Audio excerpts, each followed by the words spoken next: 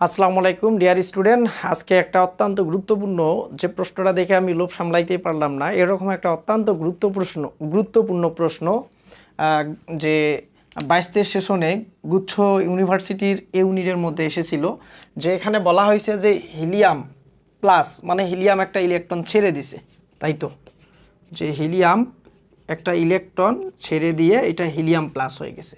তো হিলিয়াম প্লাসের প্রথম ও দ্বিতীয় কক্ষপথের শক্তির পার্থক্য, এখানে প্রথম এবং দ্বিতীয় কক্ষপথের শক্তির পার্থক্য অনেক সময় আমরা যে এইটা দিয়ে করার চেষ্টা করি, 1/λ ইকুয়াল RH, মানে ধাপান্তরে বিকিরিত শক্তি রাশিমালা 1² - 1/n²। এইখান থেকে ল্যামডা বের করি এবং পরবর্তীতে আমরা জানি যে ই ইকুয়াল কি, যে hc/λ।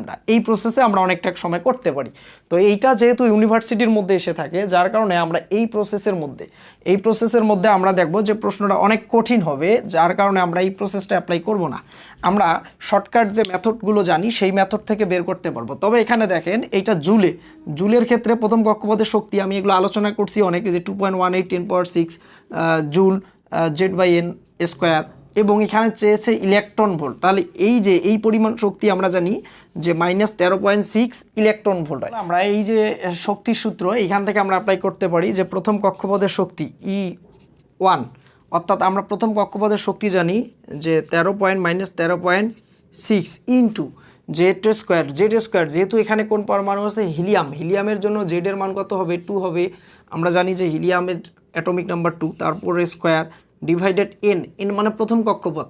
তাহলে আমরা প্রথম কক্ষপথের জন্য বের করতেছি 1 এর উপর স্কোয়ার।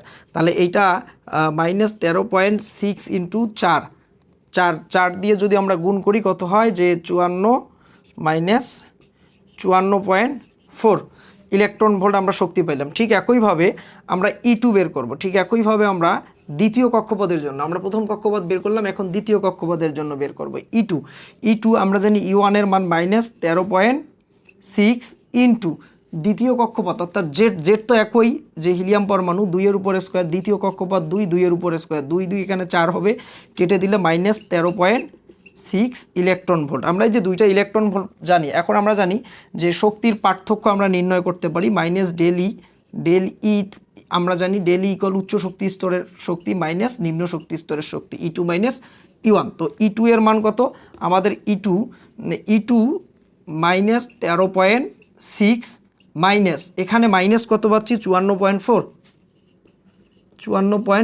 তো মাইনাসে প্লাস হবে 13.6 প্লাস 54। তাহলে এই দুইটা যদি আমরা ক্যালকুলেশন করি তাহলে কত আসতেছে, এই দুইটা ক্যালকুলেশন করলে 1344 থেকে যদি ক্যালকুলেশন করি তাহলে 40.8 ইলেকট্রন ভোল্ট। তাহলে এই পরিমাণ আমরা কি করতে পারবো, শক্তি পার্থক্য বের করতে পারবো। তাহলে আমরা এখানে বলতে পারি কোনটা হবে, যে 40.8। তো এরকম প্রশ্ন অনেক ইম্পর্টেন্ট প্রশ্ন ভার্সিটির মধ্যে এসে থাকে। এরকম কন্টিনিউ প্রশ্ন পাইতে গেলে আমার চ্যানেলটাকে সাবস্ক্রাইব করবা এবং বন্ধু বান্ধবের সাথে শেয়ার করবা। দেখা হবে ইনশাল্লাহ নেক্সট ভিডিও। আসসালামু আলাইকুম।